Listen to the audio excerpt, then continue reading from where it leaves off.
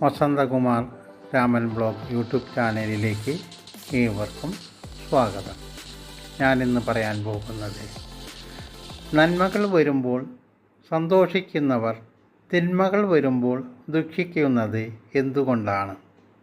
നന്മകൾ വരുമ്പോൾ സന്തോഷിക്കുന്നവർ തിന്മകൾ നേരിടുമ്പോൾ ദുഃഖിക്കുന്നു. ജീവിതത്തിൽ നന്മയും തിന്മയും അവരവരുടെ വിധികർമ്മങ്ങളനുസരിച്ച് ആയിരിക്കും വന്നു ചേരുക.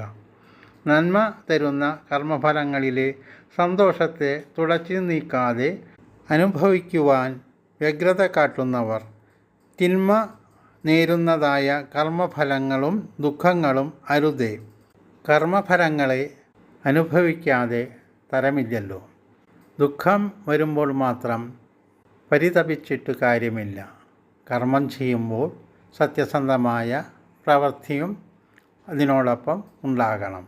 എന്നാൽ മാത്രമേ സുഖം എന്ന അവസ്ഥ മാറാതെ ദുഃഖത്തിന് പ്രവേശനമില്ലാതെ. എന്നാൽ വിധിയുടെ നിശ്ചയം മറ്റൊരു തരത്തിലാണ്.